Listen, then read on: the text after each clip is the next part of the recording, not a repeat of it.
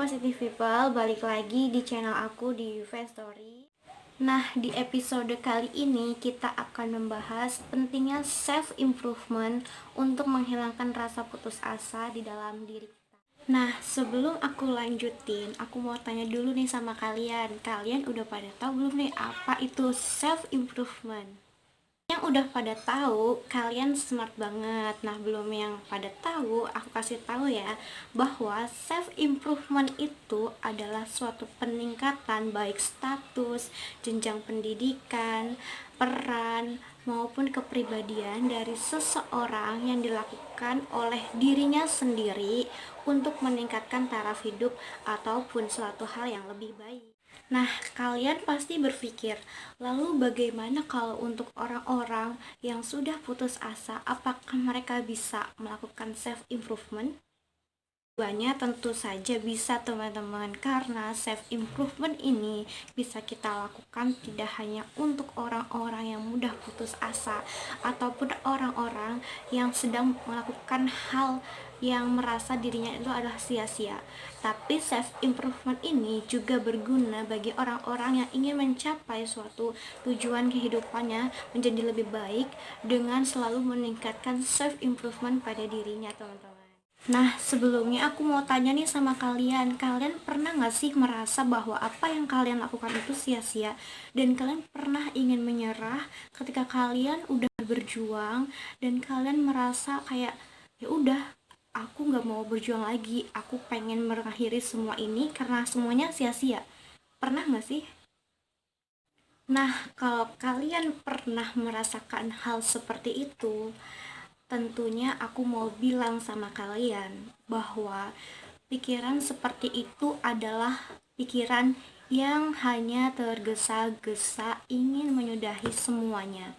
Kalian tidak berpikir apa yang telah kalian lakukan, sejauh mana yang telah kalian perbuat, sehingga kalian merasa udahlah kalian ingin menyudahi semuanya. Tapi ingat teman-teman, di sini aku punya tips, yaitu ada 7 tips bagaimana ketika kalian merasa ingin menyerah dan putus asa, kalian lakukan ini. Tentunya dengan tips self improvement, teman-teman. Untuk melakukan self improvement seperti yang aku jelaskan di awal, bahwa self improvement itu adalah suatu peningkatan baik kepribadian, jenjang pendidikan, status maupun peran yang dilakukan oleh usaha kita sendiri, teman-teman. Kalau aku boleh bilang, kesimpulan dari self improvement ini adalah kita akan berusaha sesuai dengan kemampuan kita, atau tidak akan ada yang merubah kehidupan kita kecuali diri kita sendiri, teman. Nah, di dalam 7 tips nanti akan ada faktor eksternal yang bisa mempengaruhi trigger kita. Namun tidak apa, itu adalah suatu hal yang wajar. Ketika kita merasa ingin menyerah, kita perlu trigger dari luar. Nah, ketika kalian penasaran, lanjut aja berikut 7 self improvement yang mengubah kita sehingga kita tidak putus asa. Nah, yang pertama, kalian jangan mudah menyerah. Kalian harus menata lagi kehidupan kalian dengan tepat, dengan rencana yang tepat. Mungkin rencana sebelumnya memang gagal, tapi itu tidak menjadikan alasan bahwa kalian harus mencoba lagi, menata lagi rencana kehidupan kalian baru, dan mau kemana sih arah tujuan hidup kalian lagi. Nah, jadikan kekuatan kalian itu sebagai tameng. Ketika kalian menghadapi masalah, maka kalian harus menghadapi masalah itu dengan kekuatan kalian. Nah, sadari kekurangan kalian. Ketika kalian mengerti bahwa kekurangan saya di sini, saya harus seperti apa, saya harus bagaimana, itu akan menjadi jawaban ketika kalian memiliki penyadaran tentang kekuatan dan kelemahan kalian sendiri. Itulah pentingnya self improvement, itu menyadari bahwa kekuatan dan kelemahan kalian di dalam situasi apapun.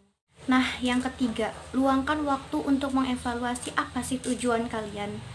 Nah, ketika kalian mengevaluasi tujuan kalian, mungkin pada suatu saat kalian pernah merasa, aku sangat menggebu-gebu ketika menentukan tujuan hidupku yang ini. Tapi di satu titik, di satu krisis, kalian merasa semuanya hanyalah sia-sia. Teman-teman, tentu kita memerlukan alternatif lain. Seperti yang tadi awal aku bilang, kita membutuhkan eksternal dari orang lain untuk membantu kita, mengingatkan kita, menggait lagi kita, tujuan kita. Evaluasilah bersama dengan tentunya orang yang kita percaya, orang yang membuat kita bisa menyadari apa sih tujuan hidup kita kembali. Nah, ngomong-ngomong trigger ini, aku jadi keinget asumsi dari Zig Ziglar bahwa dia pernah berasumsi ketika kamu membantu orang lain dalam menemukan kehidupannya, kalian akan menemukan apa yang kalian harapkan. Jadi bisa dibilang bahwa aura positif itu menular, teman-teman. Ketika kita membantu orang, kita membantu mereka menemukan pilihan mereka, kita juga akan dibantu secara tidak langsung oleh pencipta kita. Kita ini mau kemana sih? Kita ini harus apa sih? Karena aura positif itu nular, teman-teman. Percayailah bahwa kebaikan yang kalian berikan akan datang kepada kalian sendiri. Nah, yang keempat, bedakan motivasi dengan inspirasi. Kalian mungkin menyadari atau tidak bahwa kalian selalu bilang, aku butuh motivasi nih, aku butuh inspirasi nih, tapi kalian tahu gak sih apa bedanya? Sedikit aku sharing kepada kalian apa bedanya inspirasi dan motivasi.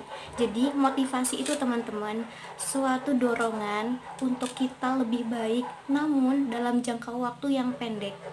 Jadi ketika misalkan nih kita lagi struggle, kita merasa kita butuh penyemangat, motivasi, nah itulah yang disebut motivasi.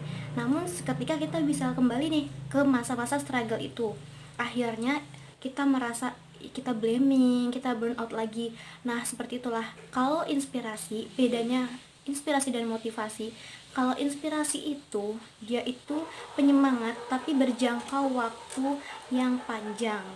Nah, jadikanlah kalian ini harus membedakan apa sih bedanya inspirasi dan motivasi. Ketika kalian merasa struggle di waktu tertentu, kalian butuh motivasi. Tapi ketika kalian mendapatkan struggle itu sering dan stresor itu datang ke kalian, kalian perlu inspirasi. Nah, inspirasi ini yang dijadikan alasan bagi kalian untuk tidak berhenti, untuk tidak menyerah, dan kembali mengerti, oh fokus saya seperti ini, oh fokus saya seperti ini, dan saya harus melanjutkan. Itulah inspirasi. Jadi kalian udah tahu ya pemahaman bedanya inspirasi dan motivasi. Nah, tips yang kelima adalah kalian harus mengabaikan hal-hal sepele. Nah, di sini kalian pasti punya pro kontra dengan tips aku ini, karena bukan berarti aku mengajarkan kalian untuk mengabaikan hal-hal yang kecil ya, teman-teman. Karena aku tahu banget bahwa hal-hal yang besar itu pasti berasal dari hal-hal yang kecil. Nah, yang maksud aku untuk kalian mengabaikan hal-hal yang kecil dan sepele, atau kayak contohnya nih, ada orang, individu toksik, bilang sama kalian, udahlah kamu tuh gak akan mampu, kamu tuh kayak gitu aja, kamu tuh udah berhenti aja, kamu tuh yang merendahkan kalian sehingga kalian itu down dan kalian gak bisa lagi punya semangat. Nah, menurut aku orang-orang seperti itu harus dihindari, karena abaikan hal-hal sepele dari orang-orang atau individu-individu yang toksik kayak gitu. Nah, tips yang keenam yaitu create positive circle. Kalian harus membuat lingkungan yang positif. Kalian harus bergaul dengan orang-orang yang positif. Ketika kalian pernah gak sih merasa kalau lingkungan kalian itu, ini bukan lingkungan aku banget, ini tuh bukan lingkungan yang mendukung aku gitu. Nah, sama halnya teman, ada asumsi bilang kalau kita bergaul dengan orang yang jual minyak wangi, kita akan ketularan wanginya. Sama aja nih teman-teman, kalau kalian memilih circle teman kalian itu yang toksik, otomatis kalian akan kena ke toksiknya juga. Tapi kalau kalian bergaul dengan orang-orang yang positif, lingkungan-lingkungan kalian dikelilingi dengan orang-orang yang positif, kalian akan justru semakin tambah ada semangat untuk menghasilkan hal-hal yang positif juga, teman-teman. Nah, yang terakhir ini adalah mungkin sama kayak tadi, kalian pasti pro kontra juga sama apa yang akan aku sampaikan, bahwa yang terakhir adalah kalian harus berproses jangan memikirkan proses, tapi utamakan pada hasil. Nah, pasti kalian pro kontra juga kan sama tips yang aku kasih ini. Contohnya gini, teman-teman, ketika kita merasakan proses atau prioritas kita itu adalah proses, kita ketika mendapatkan di satu titik terendah, kita merasa tidak bisa dan kita ingin menyerah, ya udah, karena kita orientasinya proses, ya kita merasa udahlah, aku mah udah mau udahan aja, aku nggak ada hasil juga gitu. Tapi kalau kita orientasinya tuh hasil, mau seberat apapun prosesnya, kita pasti akan melakukannya teman-teman. Nah, maksud aku tuh adalah seperti itu. Ketika kita berorientasi pada hasil, maka seberat apapun prosesnya pasti akan kita lakukan. Berbeda ketika kita berorientasi pada proses. Ketika proses itu tidak bisa kita jalani, itu akan membuat kita down dan struggle.